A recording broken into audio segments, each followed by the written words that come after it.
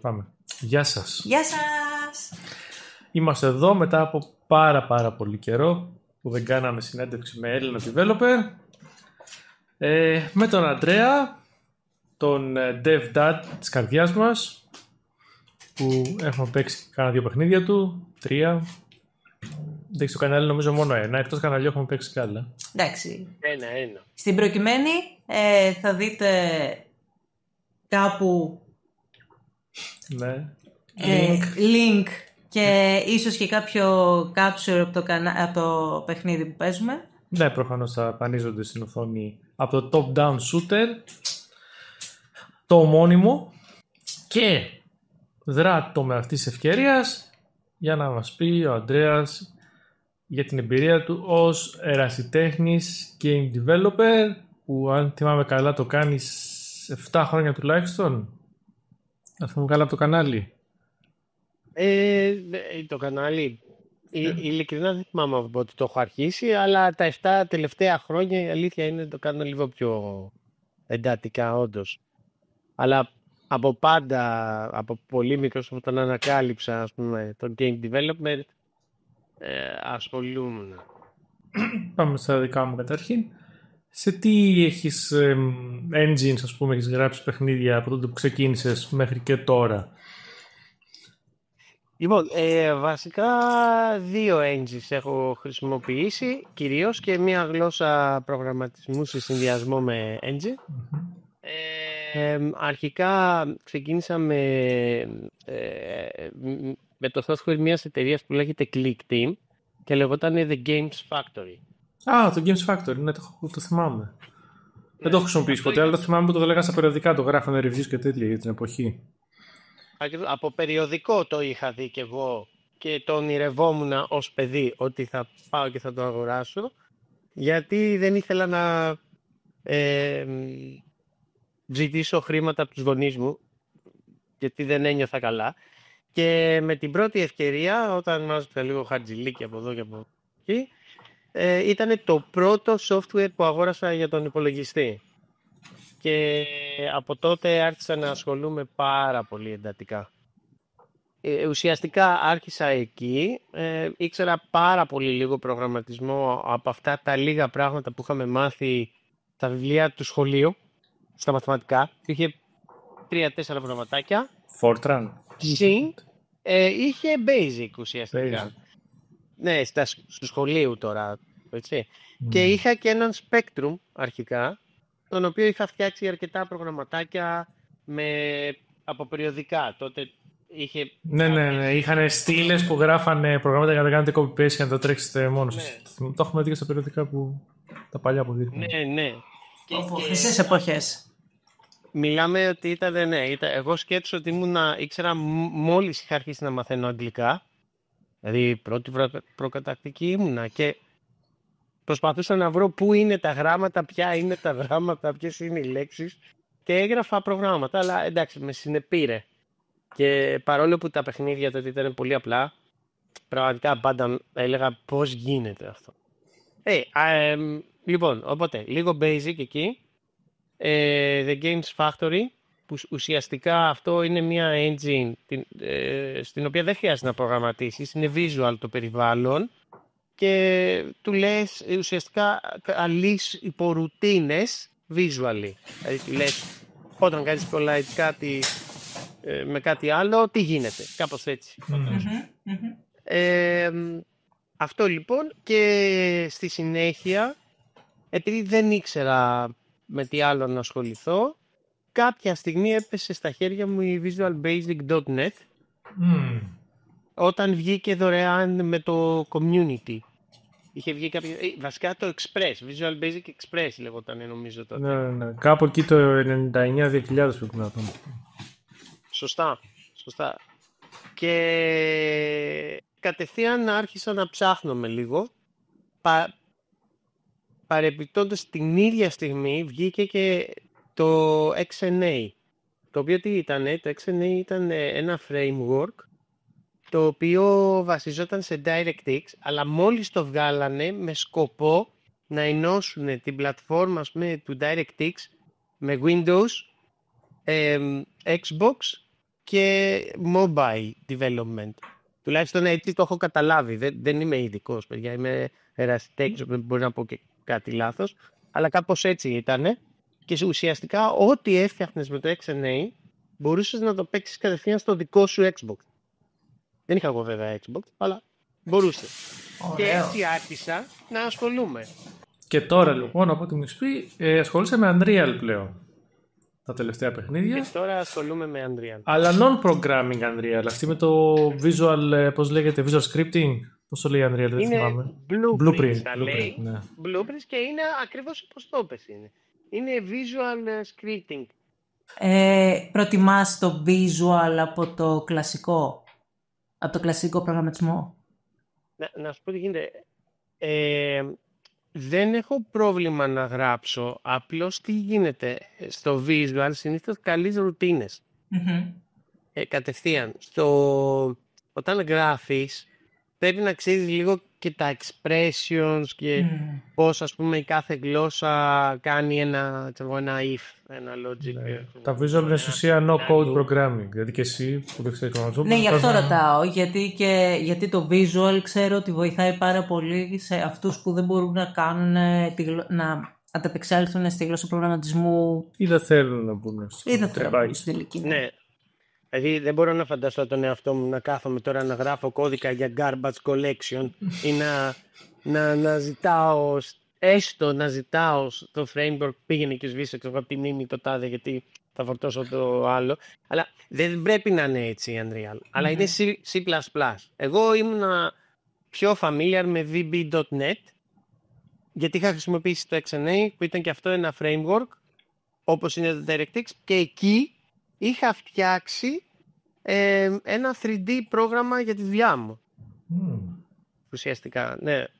Το οποίο ήταν και το πρώτο πράγμα που με έφερε σε επαφή έτσι, με πολύ hardcore προγραμματισμό, δηλαδή να κάνεις translation, matrices και rotations και τέτοια.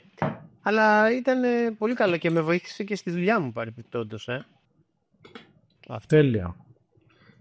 Θετικό μήνυμα. Ναι, σίγουρα. Και η Unreal Engine ουσιαστικά τι είναι? Όλο αυτό που ανοίγεις. Ουσιαστικά είναι ένας editor 3D, έτσι. Το οποίο είναι πάρα πολύ εμπλουτισμένο και σου δίνει τρομερές δυνατότητες. Μ' αρέσουν αυτά. Οπότε τώρα μου δίνεις πάσα για να πάμε στο επόμενο κλασική ερώτηση που κάναμε και παλιά. Unreal έναντι των άλλων γιατί, ας πούμε, γιατί δεν πήγες σε Unity που είχες και .NET εμπειρία, που η Unity είναι όλοι πάνω σε .NET, ας πούμε. Ή καλά, Godot δεν ρωτάω, Godot είναι λίγο hardcore, αλλά γιατί Unreal, τι σε όθησε και είπες αυτό θέλω, γιατί και η Unity έχει visual scripting, πάλι Godot δεν έχει, αλλά θέλω να πω ναι. Ναι, είναι πολύ καλή η ερώτηση.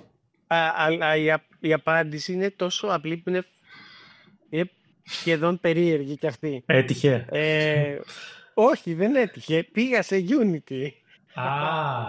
Στην ουσία, πώς να το πω, ότι δεν ήμουν αρκετός ήταν ο λόγος. Γιατί εκείνη την εποχή εγώ πέτυχα την Unity όταν άρχιζε. Που ήταν πιο hardcore, έδωσε φιλική. Λοιπόν, και αν θυμάμαι καλά, ήταν βασισμένη στο μόνο develop. Το οποίο το μόνο develop ήταν βασισμένο στο XNA.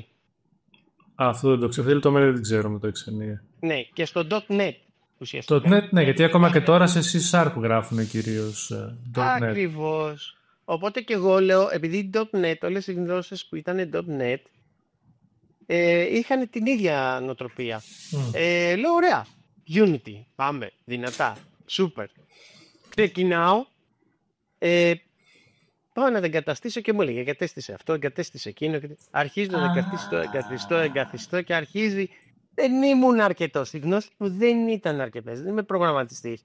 Και άρχισα να ζορίζομαι. Και εκεί πέρα βρήκα ένα τοίχο. Οπότε δεν μπορούσα ούτε καν να την ανοίξω. Οπότε η Unreal να προσπαθώ. Οπότε η Unreal ήταν η λύση σε αυτό. Όχι, σταμάτησα. Σταμάτησα γιατί Unreal άκουγα Unreal. Ούτε καν ήταν free νομίζω. Δεν ήταν, μετά το Fortnite έγινε free. Που είχαν λεφτά και δεν τους ένοιαζε μετά. Σωστά. Μπράβο, εσύ τα θυμάσαι πολύ καλύτερα από μένα. Και σταματάω και συνεχίζω με τη συνέχεια του The Games Factory, το Multimedia Fusion, και μετά έγινε Fusion. Βρήκα μάλιστα το Humble Bundle, το ξέρετε. Ναι, φυσικά. Να πάρει από εκεί κόμικ, παιχνίδια, assets. Γίνεται χαμός μέσα στο Humble Bundle. Εγώ πώς το έμαθα το Humble Bundle? Μία μέρα στο φόρουμ της Clickteam έβγαλαν μία προσφορά ότι μπορείς να μπεις στο Humble Bundle και αγοράζεις την top έκδοση, professional έκδοση του Fusion, του Multimedia Fusion, δεν θυμάμαι, με όσα λεφτά θες. Ακόμα και €1. Ναι. Ήταν όταν ξεκίνησε, ήταν οι χρυσές εποχές. Τώρα είναι λίγο. Τέλος πάντων. Αυτό για μένα ήταν παρανοϊκό, έτσι. Δηλαδή μπορούσα να το πιστέψω. Και αγόρασα στην ουσία τη full έκδοση με όλους τους exporters που έβγαζαν Android, έβγαζαν HTML, έβγαζαν Windows, τα πάντα. Και άρχισα να συνεχίσω εκεί. Θυμάσαι το παιχνίδι που είδες κάποια στιγμή μου είχες πει με το αεροπλανάκι? Παλιό, ναι. Λοιπόν, αυτό το έφτιαξα εκείνη την εποχή. Αποφάσισα ότι πρέπει να φτιάξω ένα παιχνίδι. Και το είχα φτιάξει για Android. Το είχα βάλει, μάλιστα είχε ανέβει και στο Play Store κανονικά. Είχα 70 download. Κάτι τέτοιο. Τα 30 ήταν δικά μου, τα 20 ήταν οι φίλοι μου και μερικά ήταν εξώφαλτσα από αυτούς που ήταν στο φόρουμ. Ναι, οπότε έκανα αυτό και μετά με τα χρόνια συνέχιζα, ασχολούμαι εκεί με αυτό, έφτιαξα όλα αυτά που βλέπεις μέσα στο κανάλι μου. Dungeon Crawler προσπαθούσα να φτιάξω top down, ας πούμε, έτσι, να παίζεις, και adventure game προσπάθησα να φτιάξω,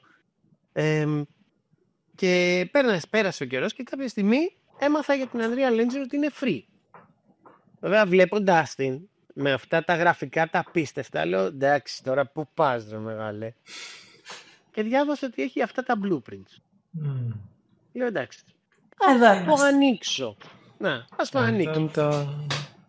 Το άνοιξα και σε συνδυασμό με το ότι είχε στο marketplace της Epic free πάρα πολλά assets AAA και όχι μόνο, λέω εντάξει παιδιά, εδώ τι γίνεται, ας πούμε. Δηλαδή άμα δεν κάτσω να φτιάξω παιχνίδι εδώ, είμαι δικαιολόγητος. Ναι, τα assets store είναι μεγάλο πράγμα, γιατί ένας λόγος που εγώ άφησα την Κοντό τελικά είναι ότι δεν έχει asset store στην ουσία. Δηλαδή είναι κρίμα. Κάποια στιγμή να κολλάς και πρέπει να βάλεις δικά σου, πρέπει να δεις τι θα κάνεις. Εδώ πας στη Unity, πας στην Unreal, ό,τι θες να αγοράσεις, θες engine, θες prototype, θες 3D αντικείμενο, θες textures, θες μουσικές, είναι όλα εκεί. Παίρνεις ό,τι θες. Μεταποιήσεις και όλες από ό,τι έχω καταλάβει. Και είναι και free. Είναι και free, δεν είναι μόνο. Δηλαδή, εγώ παιδιά έχω αγοράσει πάρα πολύ λίγα. Δηλαδή, τα περισσότερα, τα καλά τουλάχιστον που χρησιμοποιώ, είναι από τα free που δίνει κάθε μήνα και τώρα κάθε 2 εβδομάδες.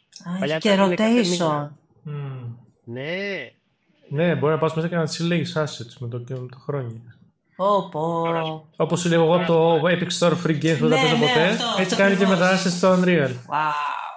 Μ' αρέσουν τώρα αυτά. Τώρα, άμα ανοίξεις το site και δεις, έχει αυτών των εβδομάδων τα free assets. Πριν από 2-3 μέρες είχε ένα δάσος ολόκληρο free, θυμάμαι.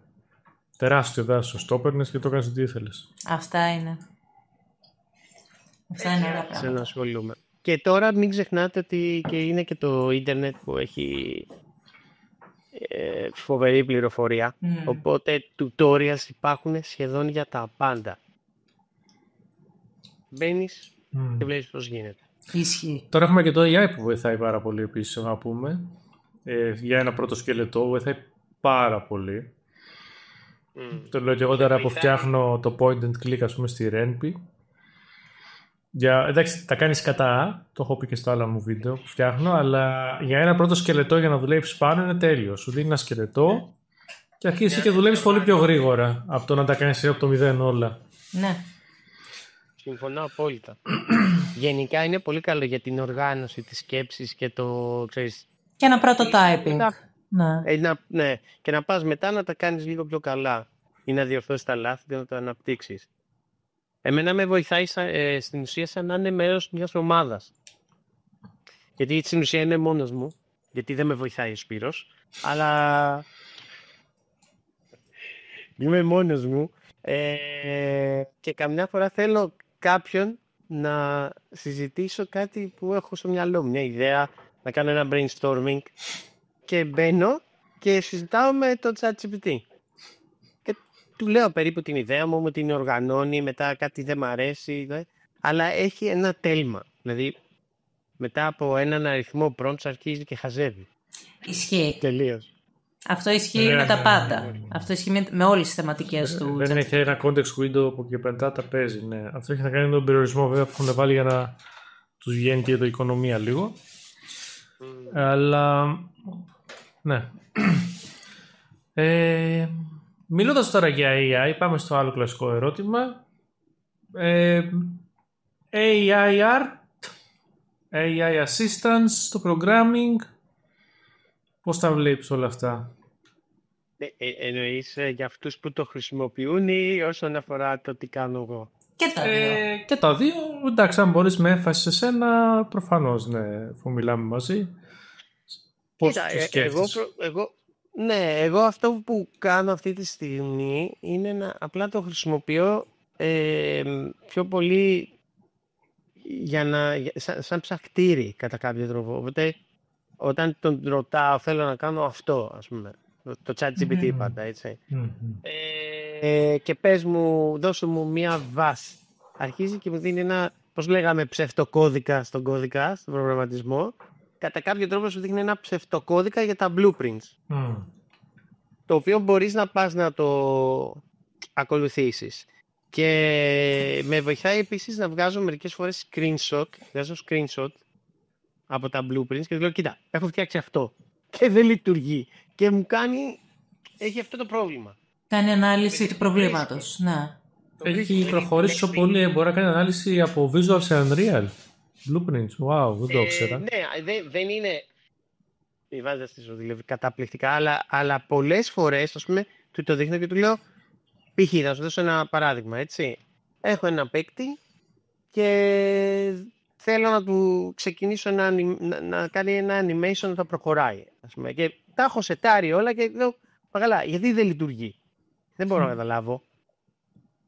Παίρνω το σημείο των blueprints που πιστεύω ότι εκείνη το πρόβλημα, του κάνω ένα screenshot, του το πετάω μέσα και του λέω, έχω αυτό το πρόβλημα. Και πάει και μου λέει, πρέπει να φτιάξεις αυτό το variable, ας πούμε, και να πας μετά στο άλλο blueprint εκείνο και να το ενώσεις. Πώς το κάνω? Συνήθως δουλεύει, φαντάζομαι. Δουλεύει αρκετά, ναι. Με βοηθάει πάρα πολύ. Γιατί σου δίνει και σαν ένα τρόπο σκέψης για το πώς θα το βρεις το πρόβλημα και μια οδηγία γενική και μετά χρησιμοποιείς την κρίση του και την νότ για να το διορθώσεις π.χ. Αλλά γενικά είναι πολύ καλό σε πολλά πράγματα. Πιστεύω ότι και πέρα από αυτά που κάνω εγώ οι προγραμματιστές και από κάποιες συζητήσεις που έχω κάνει με προγραμματιστές, πιστεύω ότι κάποια στιγμή θα είναι, ναι, αν όχι ήδη, θα είναι ας πούμε ο intern ή ο programmer που έχει πολύ βασικές γνώσεις και θα είναι δίπλα σου και θα του λες μπορείς να κάνεις αυτή τη χαμαλουδουλειά γιατί δεν μπορώ να έχω χρόνο, πρέπει να ασχοληθώ με πιο σοβαρά πράγματα και θα στο πετάει ας πούμε κατευθείαν. Ναι. Και μετά θα ασχολείσαι με κάτι πιο σοβαρό και πιο high level ίσως. Αλλά δεν είμαι ειδικός. Ίσως ο Σπύρος μπορεί να μας πει πιο πολλά. Κάτι μπορώ να πω κι εγώ. Πιο πολύ για Python βέβαια. Σε Ευαγγελία θα κάνεις καμία ερώτηση? Εγώ θέλω να κάνω μια ερώτηση όσο αφορά το... κλασικά, εμένα οι απορίες μου έχουν να κάνουν κυρίως με το καλλιτεχνικό κομμάτι. ουσιαστικά όταν θες να στήσεις το παιχνίδι, όταν στείνεις το παιχνίδι, έχεις κάτι στο μυαλό σου σαν story, σαν κόσμο, ή το φτιάχνεις as you go με το gameplay? Τώρα μιλάς για την ιστορία του ή για το art? Για την ιστορία. Στο art θα φτάσουμε μετά. Νομίζω ότι τώρα αν δεν είχες απαντήσει αυτό στο Σπύρο, θα έλεγα ότι σε καταλαβαίνω και ότι στην ουσία μιλάς και για τα δύο ταυτόχρονα λίγο πολύ, γιατί κάποια φορά έτσι νιώθω. Τώρα με την απάντηση που έδωσε στο Σπύρο μακύρωσες, αλλά εγώ κάπως έτσι νιώθω. Δηλαδή, αρχικά παιδιά, εγώ για να ξέρετε απλά ζωγράφιζα. Δηλαδή έπιανε το χέρι μου αρκετά, έτσι. Στη συνέχεια ασχολήθηκα με ό,τι άλλο. Οπότε και ένα μεγάλο λάθος που έκανα όταν έφτιαχνα τα πρώτα μου παιχνίδια, καθόμουν και ζωγράφιζα τι θα έχει μέσα, το art, τα αυτά. Έχανα τόσο χρόνο, κουραζόμουν και μετά αυτό τι σημαίνει? Ότι δεν έκανες παιχνίδι. Χτένος για να συνεχίσω το παιχνίδι. Στην πραγματικότητα κάποια στιγμή κατάλαβα το λάθος και λέω δεν μπορώ να ασχολούμαι με όλα, θα αρχίσω να παίρνω asset. Και, οπότε έβρισκα assets. Τώρα, έπαιρνα τα assets και άρχισα να δουλεύω. Τώρα, πηγαίνοντας στη δική σου την ερώτηση, τι σημαίνει αυτό? Σημαίνει συνέχεια βλέπω αυτά τα free που δίνει κάθε μήνα. Συνέχεια βλέπω παιχνίδια από εδώ και από εκεί. Κάποια στιγμή λέω, ωραία θα ήταν να φτιάξω αυτό. Και βλέπω ένα asset το οποίο με εμπνέει. Λέω, αυτό είναι καλό. Μάλλον μπορώ. Ας πούμε adventure game, point and click, τα λατρεύω. Τα λατρεύω, έτσι. Είναι υπέροχα. Ναι. Οπότε έψαχνα ευκαιρία. Και στην ουσία για να βρω την ευκαιρία πρέπει να βρω την ιστορία. Οπότε αρχίζει από το art, αρχίζει πρώτα απ' όλα από το gameplay που ήθελα να έχω.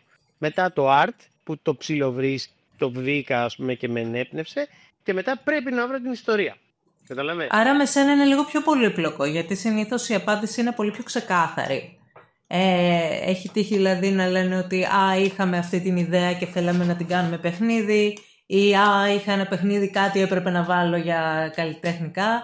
Αλλά τώρα είναι λίγο πιο πολύπλοκο και μου αρέσει πάρα πολύ αυτή η απάντηση, γιατί άρα ουσιαστικά εμπνέεσαι, ναι.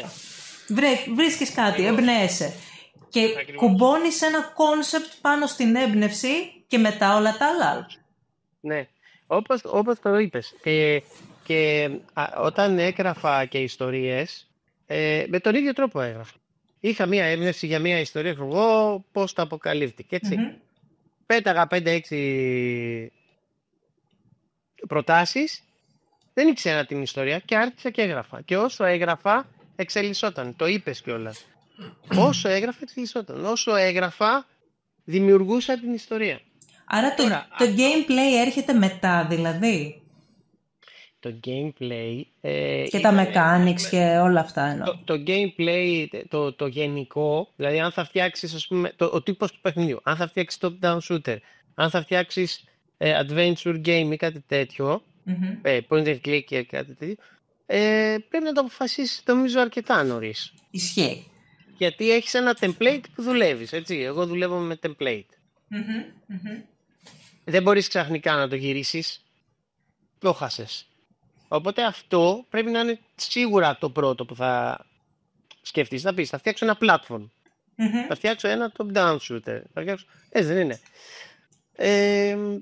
Οπότε αυτό δεν αλλάζει. Μετά μπαίνουν τα γραφικά, μετά αρχίζεις και χτίζεις λίγο τον κόσμο, έχεις στο μυαλό σου λίγο και την ιστορία και σιγά σιγά τουλάχιστον έτσι λειτουργώ εγώ, και σιγά σιγά το εξελίσσω. Τώρα με το ChatGPT με βοηθάει πολύ να φτιάξω το πλαίσιο της ιστορίας, ας πούμε, σαν ένα overview της ιστορίας. Δηλαδή, έτσι θα αρχίσει, έτσι θα συνεχίσει το παιχνίδι και στο τέλος μάλλον θα γίνει αυτό και κάνα μήνα, 2 μήνες και μη σου πω και μέχρι το τέλος του development, συνέχεια σκέφτομαι πώς θα κάνω το τέλος. Μου αρέσει πάντα να έχει μια ανατροπή, ας πούμε, στο τέλος. Ας πούμε, τώρα για το δεύτερο επεισόδιο έχω μια ωραία ανατροπή, ας πούμε, στο μυαλό μου. Και έτσι, ναι, έτσι κάπως θέλω να έρθω και στο παιχνίδι που παίξαμε. Επειδή είχε ένα πολύ ωραίο έτσι σκεπτικό για τον κόσμο. Με το εμβόλιο. Ναι, για τα πάντα. Βασικά, γενικά όλο το concept. Είχες ουσιαστικά σκεφτεί ένα story και ουσιαστικά βλέπουμε ένα κομμάτι αυτού του κόσμου, ένα κομμάτι της ιστορίας από αυτό το story. Ναι, λοιπόν, αυτό είναι μια πολύ έτσι crash and burn κατάσταση ήταν. Δηλαδή δεν πήγα εξ αρχής να φτιάξω αυτό το παιχνίδι. Πήγα να φτιάξω ένα παιχνίδι να παίζουν τα παιδιά μου. Έχω 2 γιους. Να φτιάξω ένα παιχνίδι να παίζουν. Το κρατάω αυτό είναι την επόμενη ερώτηση να ξέρεις. Και οπότε στην αρχή αυτό. Μόλις βρήκα το template που χρησιμοποιώ και τα άστησα, ας πούμε, λέω ωραία, ποιο είναι το δεύτερο πράγμα, πρέπει να φτιάξω μια πίστα. Πήρα κάποια asset που μου αρέσανε και τα χρησιμοποίησα για να φτιάξω μια πίστα. Τι άλλο τους αρέσει οι δεινόσαυροι. Θα βάλω και μερικούς δεινόσαυρους. Γιατί όχι. Θα βάλω και μερικά. Και πώς θα τα κολλήσω όλα αυτά, Resident Evil. Λοιπόν, και ποτέ δεν μπόρεσα να τα κολλήσω. Ποτέ. Και το φτιάχνα αυτό αρκετά. 1-2 χρόνια ασχολούμουν, αλλά όχι πολύ. Δηλαδή, πολύ περιστασιακά, δεν έχω πολύ χρόνο. Και κάποια στιγμή κουράστηκα και ήμουν έτοιμος να το παρατήσω, αλλά είχα φτιάξει ένα καλό σημείο. Γιατί συνέχεια έπαιζα με κάτι. Έπαιζα να φτιάξω ένα βίντεο με το διαστημόπλιο που πετάει. Έπαιζα να φτιάξω ένα διαστημόπλιο. Ήθελα να φτιάξω ένα διαστημόπλιο. Όλο κάτι πείραζα εδώ, πείραζα εκεί. Και αποφάσισα ότι θα το κάνω παιχνίδι. Και τι έκανα? Το ξεφτύλισα, παιδιά. Όχι μόνο χρησιμοποίησα assets, χρησιμοποίησα ολόκληρες πίστες που υπήρχαν μέσα στο marketplace δωρεάν. Και λέω, γιατί να κάτσω τώρα να την ξαναφτιάξω την πίστα? Σιγά, θα πάρω την πίστα όπως είναι, αφού μου τη δίνει δωρεάν. Δεν με ενδιαφέρει. Θα την πάρω, θα εντοπίσω κάποια σημεία που μου αρέσουν και πώς θα φτιάξω ένα path για τον παίκτη, θα βάλω και μερικούς να μιλάνε, να κάνω ένα δείχνω και έτσι το έφτιαξα. Η μόνη πίστα στην οποία είναι φτιαγμένη από μένα εξ ολοκλήρου είναι η πρώτη, η δεύτερη είναι έτοιμη, η τρίτη είναι έτοιμη σχετικά, έφτιαξα το περιβάλλον στο οποίο βρίσκεται. Η δεύτερη έτοιμη ήταν αυτή με την πόλη της Cyberpunk, σωστά?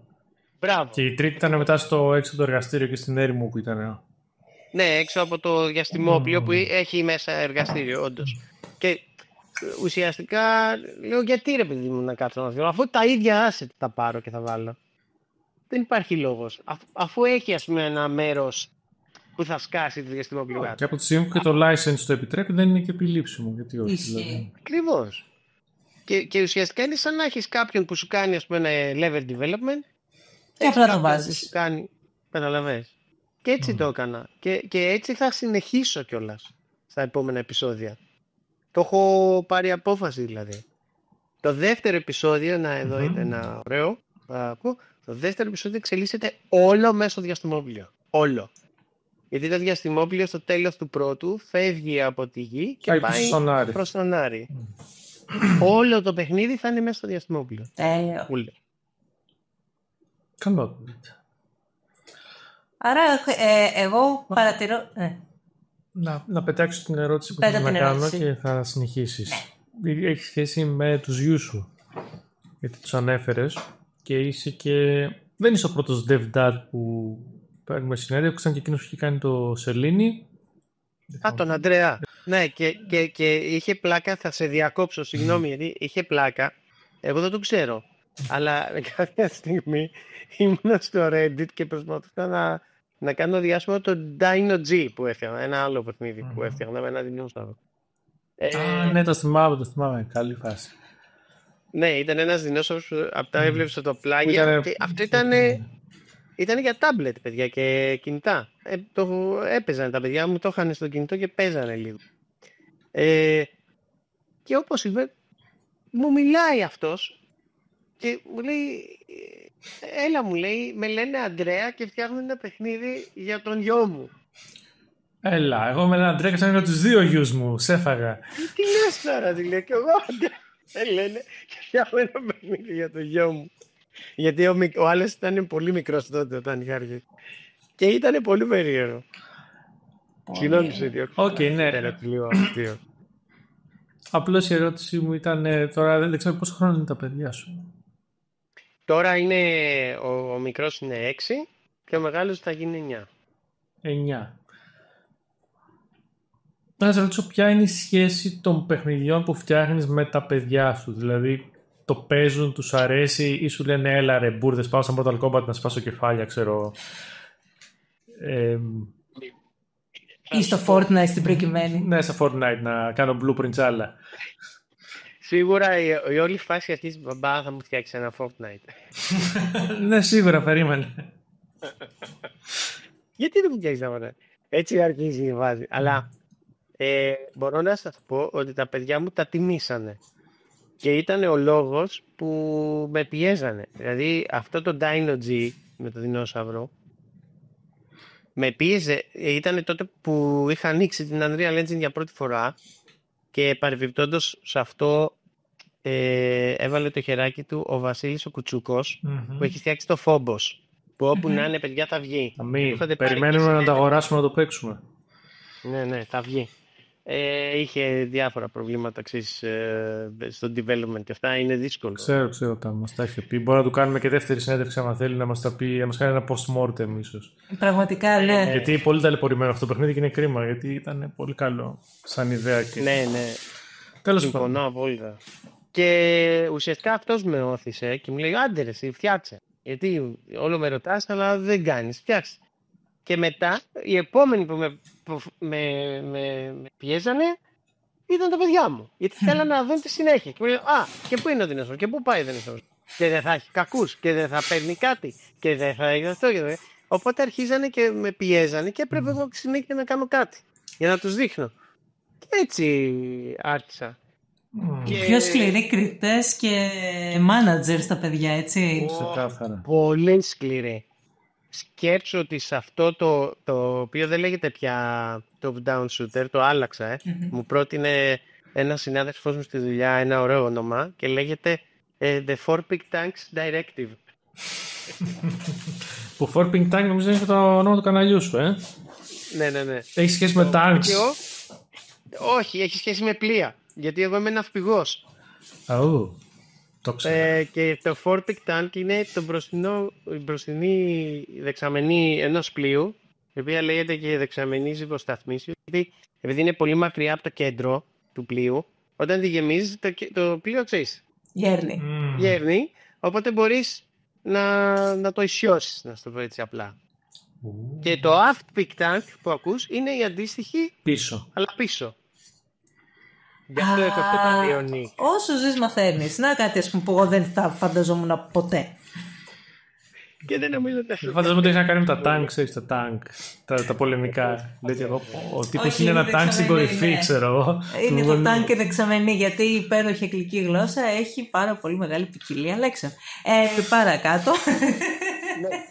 Και εκεί που με πιέσανε λοιπόν στο top-down shooter, τους το βάζω, λέω, wow, τώρα θα τρελαθούν, γιατί είχε φανταστικά γραφικά με AAA assets και τέτοια. Ναι.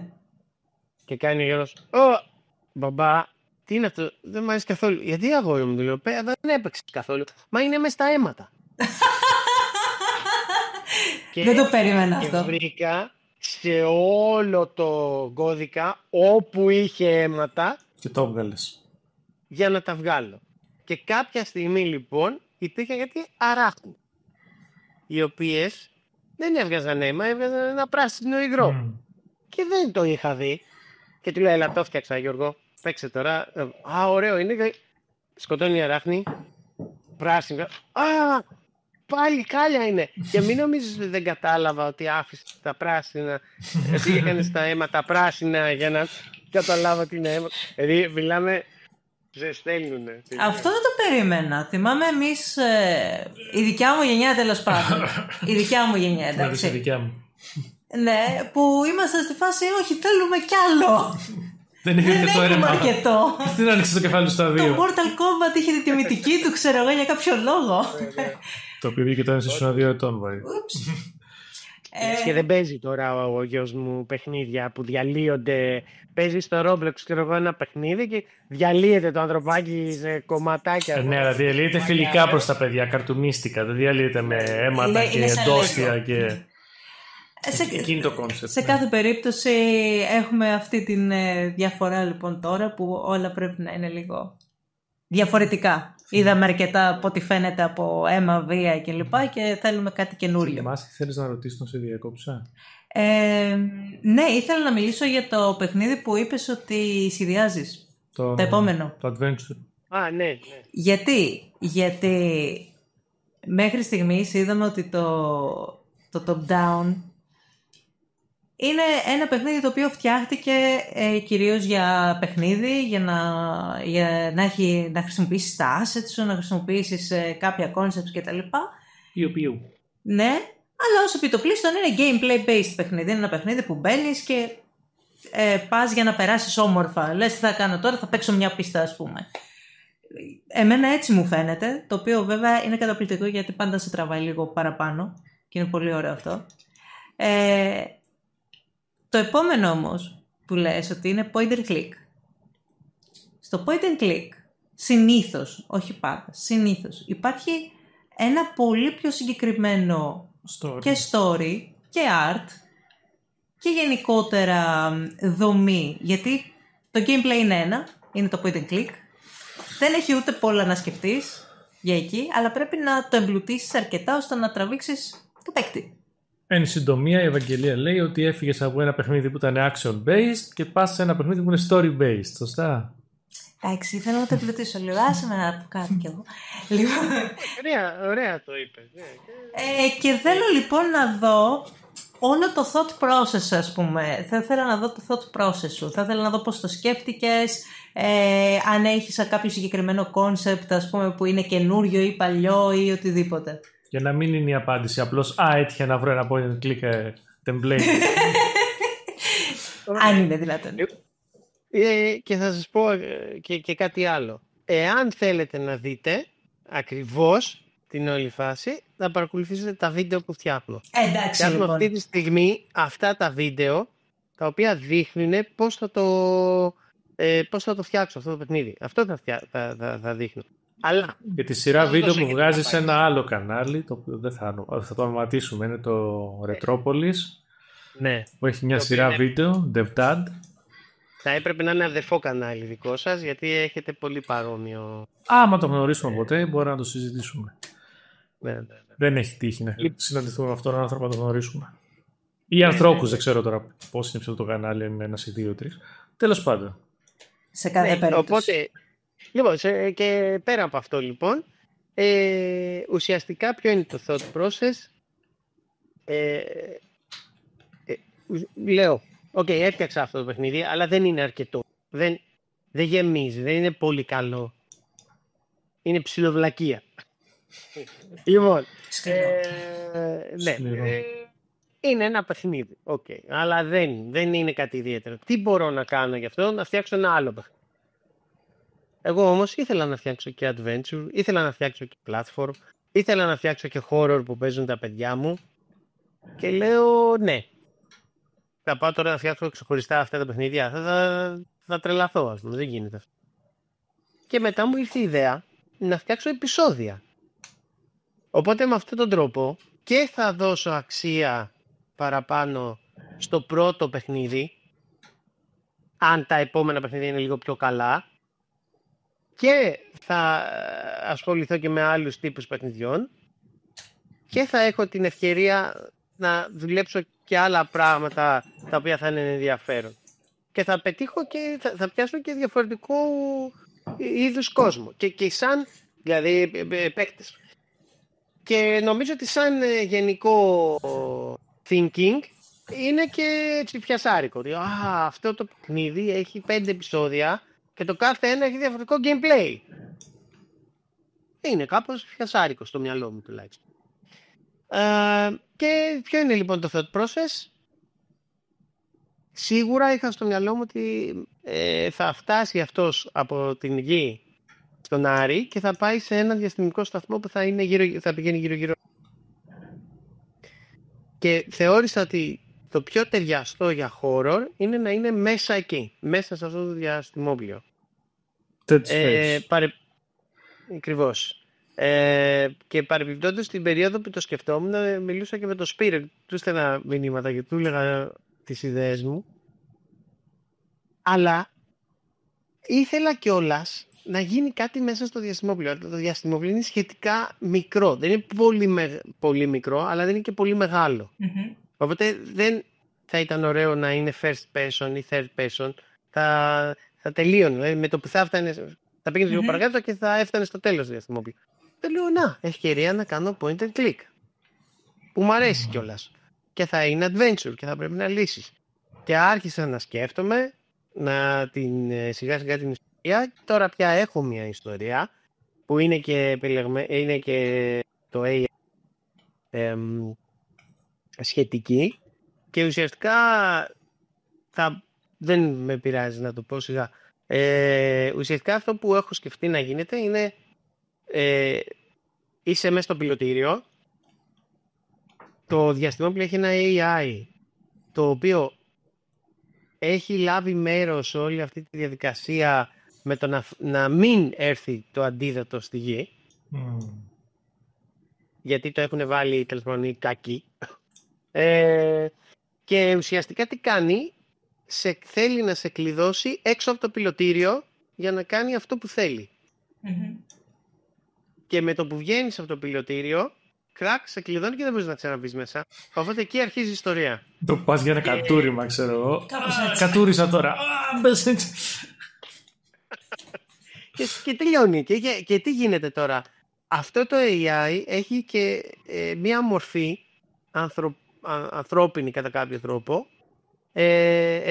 η οποία μοιάζει με ρομπότ που αυτή τη στιγμή φτιάχνουν. Από εκεί εμπνεύστηκα και το βρήκα και σε ένα site με free models, ένα πολύ παρόμοιο, και θα είναι ένα ανθρωπόμορφο bot μέσα, το οποίο στην ουσία είναι αυτό το AI. Και κυνηγάει κάτι τέτοιο, θα σε κυνηγάει. Θα σου μιλάει σαν να θέλει να σε βοηθήσει. Και εσύ να το καταλάβεις, θα σου πει ψέματα το AI. Δηλαδή θα σου πει. Δεν είναι μια αποκάλυψη του ύστερα της ιστορίας, αλλά Σόνταν μου μυρίζει εμένα. System Shock 2. Κάπως έτσι ήταν. Το System Shock 2 ξυπνά σε ένα διαστημόπλιο. Έχουν πεθάνει όλοι. Και είναι το AI από το System Shock 1 στην ουσία που είχε μπει σε αυτό το διαστημόπλιο μετά από το ένα το άλλο στο. Μεγάλη ιστορία. Αλλά τέλος όλο το παιχνίδι ήταν. Για την εποχή του πρωτοποριακού, βγήκε το 1994, βγήκε το System Shock 2, νομίζω το 1995. Πόσο καλό είναι, το άρεσε, δεν το ξέρω. Το System Shock 2 έβγαλε και remake φέτος, by the way. Με κάνεις τώρα να θέλω να το βρω. Είναι βαρβά το παιχνίδι, είναι βαρβά, θέλω να πω, είναι hardcore, γιατί είναι first person shooter και RPG ταυτόχρονα. Είναι αρκετά. Εντυπωσιακό. Το Bioshock, αν έχει παίξει, είναι οι ίδιοι άνθρωποι που το έχουν φτιάξει. Το παλιό Bioshock στην ουσία είναι αντιγραφή του πρώτου System Shock 2, αλλά με άλλη υπόθεση. Και πολύ πιο εύκολο το Bioshock από το System Shock 2. Τέλος πάντων είναι αυτό το AI που λες και σου μιλάει σε όλο το παιχνίδι σαν να είναι ένας επιστήμονας μέσα από το radio και τα λοιπά και σε βοηθάει, μέχρι που φτάνει στο σημείο που το συναντάς και είναι επιστήμονας νεκρός και ξέρεις. Κατάλαβα. Μια κλισέ sci-fi υπόθεση των 80's, ξέρω εγώ. Ναι. Αλλά ναι, σε παιχνίδι δεν είχε γίνει τότε πιο πριν και ήταν όλοι τι έγινε τώρα, τι ήταν αυτό που ζήσαμε, ξέρω εγώ.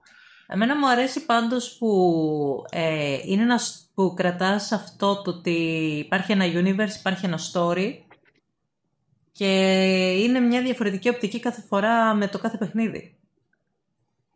Ναι, τώρα αυτό σου λέω προέκυψε, ναι. Γιατί δεν ήθελα να δώσω λίγο αξία στο πρώτο.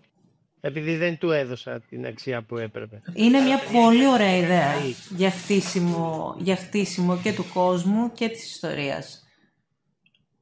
Γενικά ναι. Πέτυχε. Εγώ πιστεύω ότι θα γίνει κάτι πάρα πολύ ωραίο.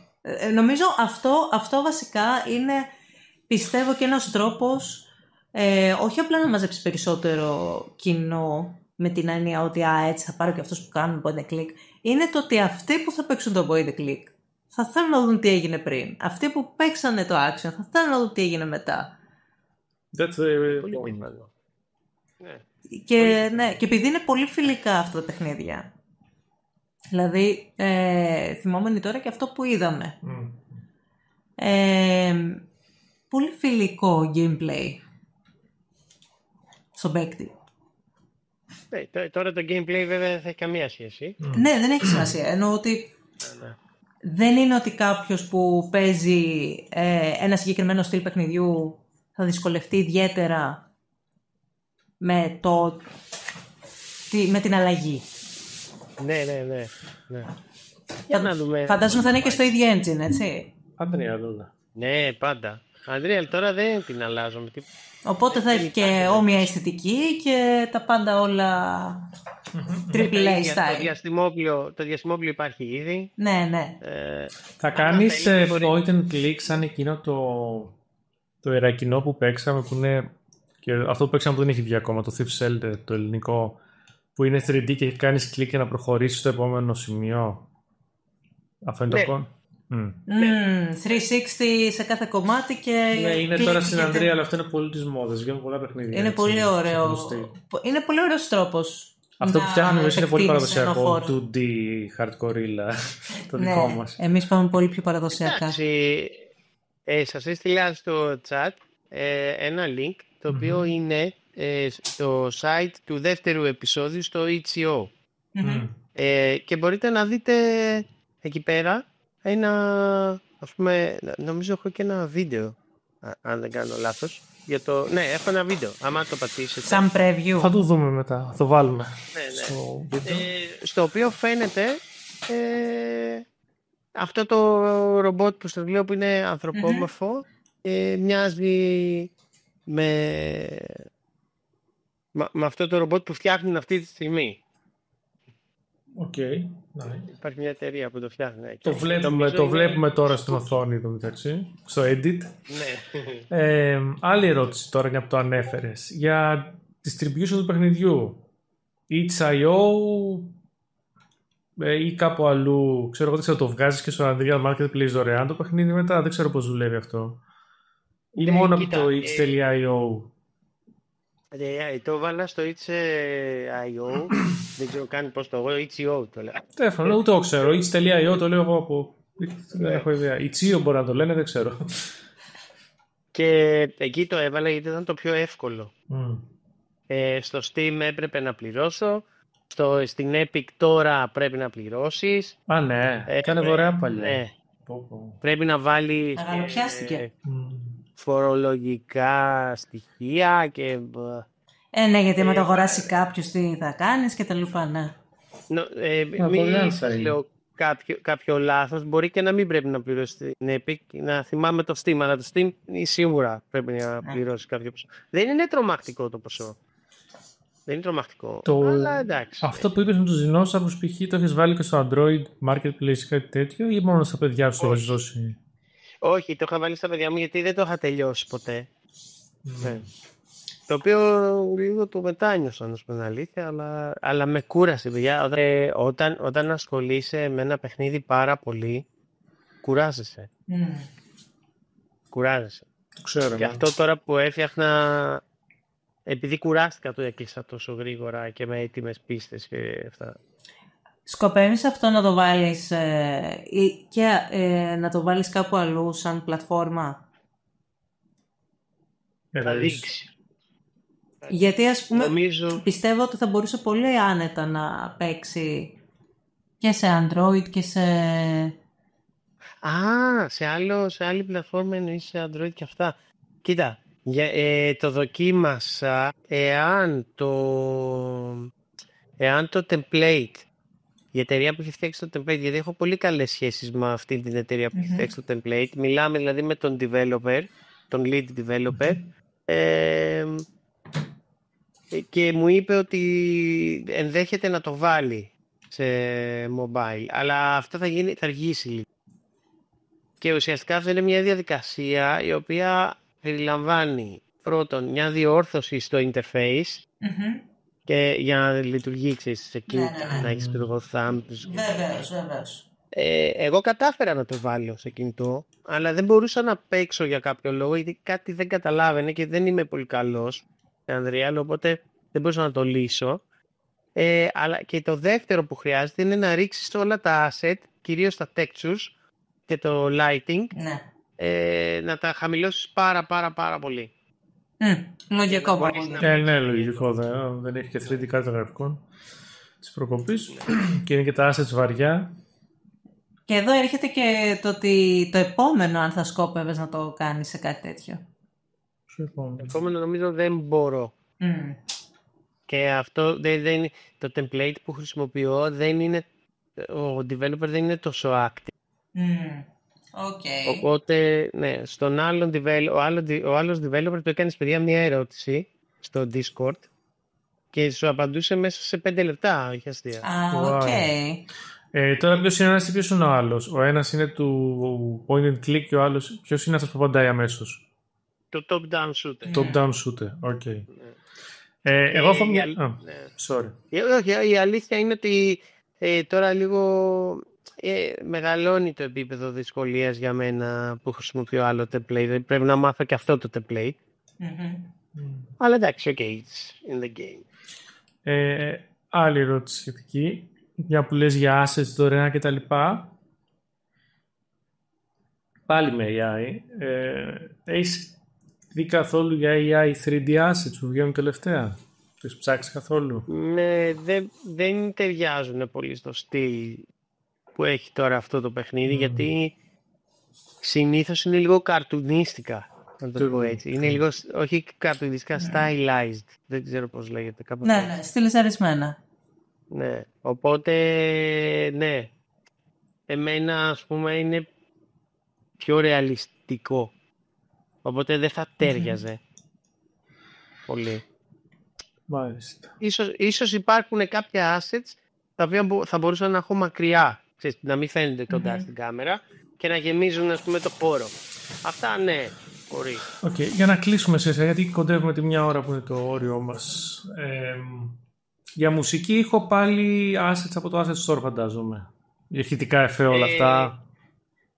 Δύο πηγές. Η μία είναι το Asset Store, το οποίο κατά καιρούς έχει free, αρκετά, πολλά, και από το Humble Bundle. Γιατί το Humble Bundle, ας πούμε, βγάζει πολύ συχνά και μπορείς με €1, πραγματικά με €1 να πάρεις, ας πούμε, πάρα πολλά. Ναι, και εγώ πήρα τελευταία αυτό που είχε με €17 που έπαιρνες πάρα πολλά sound effects και με άλλα 15 έπαιρνες σε κανένα βονταριά μουσικά κομμάτια, τα οποία ελπίζω να είναι όντως βέβαια διαθέσιμα. Όχι, είναι διαθέσιμα. Το μόνο σπαστικό σε αυτό είναι ότι, παιδιά, πρέπει να μπαίνεις σε διαφορετικά site για να τα κατεβάσεις και πού θα τα βάλεις. Δηλαδή σε κάποια στιγμή σταμάτησα γιατί είχα πάρει τόσα πολλά. Δηλαδή €1 και γέμισα παντού. Δεν ήξερα τι έχω, ας πούμε. Τα είχα στο σκληρό, δεν μπορούσα να τα ψάξω.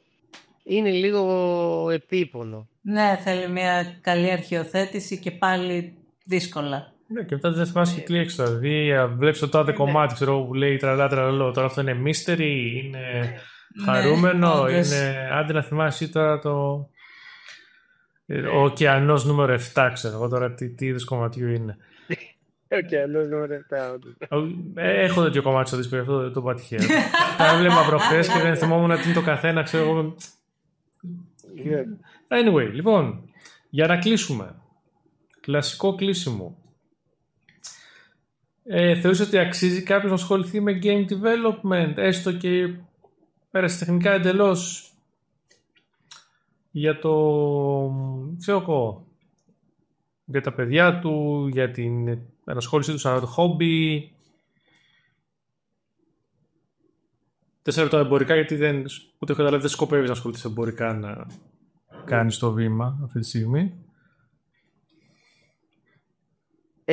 Κοίταξε, έτσι όπως τη θέτεις την ερώτηση, νομίζω η απάντηση είναι Έχει δύο σκέλη. Το ένα σκέλος είναι ότι αν του αρέσει, δηλαδή πρέπει να σ' αρέσει. Πρέπει να έχεις τη δημιουργία. Δηλαδή υπάρχουν άνθρωποι που είναι δημιουργικοί. Δεν αντέχουν. Δηλαδή άμα τους πάρεις, ακριβώς, άμα τους πάρεις δηλαδή τη δημιουργικότητα, πέφτουν σε κατάθλιψη, δεν είναι ευτυχισμένοι.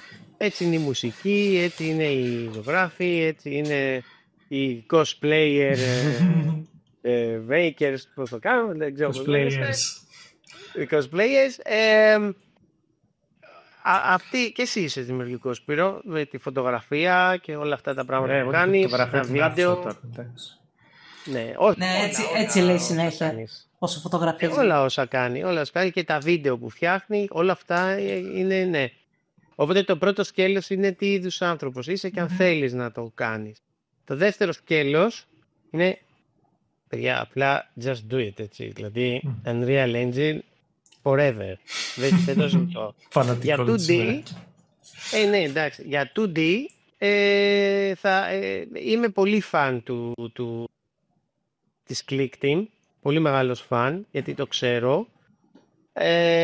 Σίγουρα θα υπάρχουν και άλλα engines που μπορείς να χρησιμοποιήσεις, αλλά αυτή τη στιγμή νομίζω ότι ακόμα και κάποιος που δεν ξέρει προγραμματισμό και με τόσα free πράγματα που υπάρχουν στο ίντερνετ, δηλαδή μπορεί να φτιάξει κάτι οπωσδήποτε. Αλλά μία συμβουλή έχω μόνο για το κάνει: μην προσπαθήσει να τα κάνει όλα μόνος του. Δηλαδή μην το κάνετε, γιατί αυτή είναι η συμβουλή μου, γιατί δεν θα... Εκτός και αν έχετε πάρα πολύ ελεύθερο χρόνο, και αν έχετε πάρα πολύ ταλέντο, εκτός και αν είστε πολύ ιδιαίτεροι άνθρωποι, θα καταλήξετε να σπαταλήσετε, ας πούμε, τη μισή σας ζωή για να φτιάξετε κάτι το οποίο ίσως να μπορούσατε να το έχετε φτιάξει σε ένα χρόνο. Και είναι πολύ κρίμα. Πάρα πολύ κρίμα. Εν ολίγης, πιστεύω ότι εγώ θα συνόψιζα την απάντηση στο ότι έτσι όπως είναι η Unreal τώρα, αν κάποιος θα ήθελε να κάνει ένα παιχνίδι και θα έλεγε «Αχ, να μπορούσα να κάνω ένα παιχνίδι», δεν έχει δικαιολογία. Εντάξει, εγώ θα έλεγα πως είναι γενικά οι game engines τώρα, όχι μόνο η Unreal. Καλά, ναι, μιλάω τώρα συγκεκριμένα επειδή αναφερθήκαμε αρκετά στην Unreal και στο τι assets δίνει η Unreal και το Humble Bundle και όλα αυτά τα ωραία. Ναι. Κοίτα, Σπύρο, δεν θέλω να στο χαλάσω, αλλά το πιο κοντινό σε Unreal και πανεύκολο editor που είχα χρησιμοποιήσει ήταν στο Warcraft το 3. Οκ. Δεν το έχω χρησιμοποιήσει, όχι, δεν το έχω χρησιμοποιήσει, δεν ξέρω. Λοιπόν, δεν έχω παίξει καν το Warcraft το 3. Ούτε το 2, ούτε το 1. Έχασα πάσα ιδέα για σένα αυτή τη στιγμή. Έχω παίξει το demo του 1 όταν είχε βγει, δεν ξέρω αν μετράει. Είναι δυνατόν και να μιλάμε? Δηλαδή δεν γίνεται αυτό. Και δεν σου μιλάω για World of Warcraft, έτσι. Δεν παίζει. Εγώ έπαιζα Warcraft 2 και λίγο 3 όταν είχε βγει. Άπειρες ώρες. Ναι. Και πρόσφερε. Συγγνώμη, πώς λέγεται αυτό? Το Dota. Καλά, το Dota που βγήκε μετά, ναι. Το Dota ξέρεις πώς φτιάχτηκε? Ναι. Ξέρουμε. Από τον editor του Warcraft 3. Ήταν mod. Γιατί στο Warcraft 3 είχε κάποιες πίστες στις οποίες μπορούσες να αλλάξεις λίγο. Σου έδειχνε πώς μπορείς να αλλάξεις λίγο τον προγραμματισμό των μονάδων και αυτά. Και πήγε ένα παλικαράκι, δεν ξέρω, 14, δεν ξέρω πώς το ήταν, ο οποίος έγινε πάμπλουτος και εμείς, ας πούμε, δουλεύουμε για το ψωμί μας αυτημερών και το βράδυ. Εντάξει, έτσι βέβαια κάτι που έπιασε τρελά. Δηλαδή, μετά τους αγόρασε η Valve, μετά παίξανε μηνύσεις. Είναι και τα τυχερά αυτά, γιατί εδώ που τα λέμε, αυτά ξεκινάνε με ένα άτομο το οποίο θέλει να κάνει κάτι διαφορετικό για να παίζει με τους φίλους του. Και μετά απλά τυχαίνει να γίνεται διάσημο. Ναι. Επίσης, γενικά πολλά mods στην ιστορία έχουν γίνει με τα παιχνίδια αυτόνομα. Και επίσης 20 πλάσια και 50 πλάσια έχουν απλώς εξαφανιστεί. Αλλά anyway, σημασία έχει να περνάς καλά, να το κάνεις, να χαίρεσαι, να χαίρονται οι φίλοι σου, να χαίρονται και άτομα που δεν σε ξέρουν να κάνουν ακόμα καλύτερα, να γίνεται αυτό. Και να κάνετε game editing κάνει καλό. Καλά, πας να το κλείσεις, αλλά εγώ θα σου το πω αυτό που θέλω να πω. Λοιπόν, αυτό που ήθελα λοιπόν να σου πω είναι ότι κρίμα που δεν έχεις χρησιμοποιήσει τον editor του Warcraft 3, γιατί θα μπορούσα να σου κάνω αυτόν τον παραλληλισμό. Είναι η Unreal Engine σαν να έχεις έναν editor για Warcraft 3, ο οποίος κάνει απείρως περισσότερα πράγματα. Δηλαδή τόσο εύκολο να φτιάξεις κάτι και σου δίνει πολύ παραπάνω δυνατότητες. Οπότε δεν υπάρχει δικαιολογία για αυτό. Δεν υπάρχει. Πραγματικά. Αρκεί να το θες. Αυτό. Όποιος θέλει, πλέον μπορεί. Ακριβώς. True. Ζούμε σε εποχές... χρυσές εποχές όσο αφορά τη δημιουργικότητα. Οπότε μην περιμένετε τα πάντα από το AI, γιατί έτσι κι αλλιώς είναι όντως AI. Αυτό είναι για άλλη σειρά βίντεο, λοιπόν. Το θέμα είναι ότι μπορεί όλος ο κόσμος να χρησιμοποιήσει λίγο από εδώ, λίγο από εκεί, λίγο παραπέρα τα πάντα που δίνονται στο ίντερνετ και να κάνει κάτι δικό του, κάτι καινούριο και να δημιουργήσει και να χαρεί. Καλή ώρα. Και να κλείσουμε σιγά σιγά, γιατί έχουμε περάσει τα 60 λεπτά. Λοιπόν, για κλείσιμο, πες απλώς ένα πράγμα που θες να πεις για να κατακλείδα. Ένα πράγμα θέλω να πω, ναι. Θέλω να απευθυνθώ στα παιδιά τα οποία παίζουν παιχνίδια και σκέφτονται ότι πώς θα μπορούσα να φτιάξω ένα παιχνίδι. Παιδιά, τολμήστε, κατεβάστε την Unreal Engine και αρχίστε να δοκιμάζετε και να δείτε τι μπορείτε να κάνετε. Μακάρι να είχαμε όλα αυτά τα resources που έχετε εσείς τώρα, όταν είμαστε στην ηλικία σας. Ναι. Αρκεί, αν το παίζουν οι συμμαθητές, είναι πάρα πολύ. Οπότε, σε ευχαριστούμε, Αντρέα, για το χρόνο σου. Θα υπάρχουν τα links για το κανάλι σου και το κανάλι με το οποίο συνεργάζεσαι και γενικά το itch.io σου στην περιγραφή. Αυτά. Γεια σας και γεια σου. Γεια σας.